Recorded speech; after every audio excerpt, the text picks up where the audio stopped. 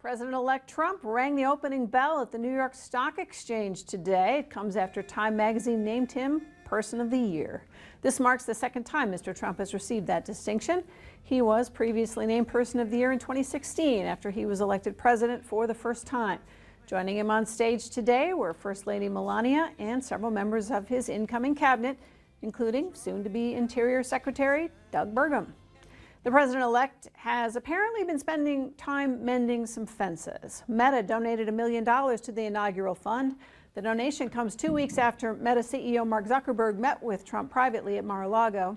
It's a big pivot from nearly 4 years ago when Meta banned Mr. Trump from its platforms after the January 6th insurrection.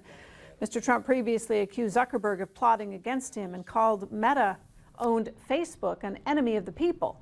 Zuckerberg seems to be angling for a role in the incoming administration, which could involve shaping tech policy.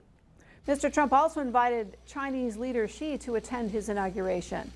He said in a recent interview on NBC's Meet the Press that his communication with Xi has become somewhat regular. He didn't say whether Xi had accepted the invitation when asked about it by a reporter today. He did say he was considering inviting more people to the inauguration who might be, quote, a little risky. In other national headlines, we send it over to Alan Miller. Monica, President Biden is using his presidential clemency power just weeks before the end of his term. He is commuting the sentences for about 1,500 people. They all faced long sentences and were placed on home confinement during the pandemic. Sources say they were deemed to have demonstrated a clear commitment to rehabilitation and reintegration into their communities. More pardons and commutations could be coming in the weeks ahead. A U.S. citizen who was last seen in Hungary earlier this year is believed to have been found in Syria. The man, identifying himself as Travis Timmerman of Missouri, was wandering barefoot in Damascus when residents found him.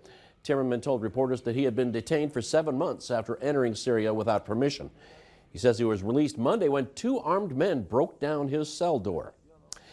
It's about time for the peak of the annual Geminid meteor shower. The Shooting Stars event started on November 19th and is expected to peak on Friday. Up to 120 intensely colored meteors will be visible per hour during this celestial event. They're caused by dust and debris that's left in the inner solar system and not by a comet. And one of the stories we're working on for First News at 6, a new coffee shop is open in Mandan. Back to you, Monica. Thanks.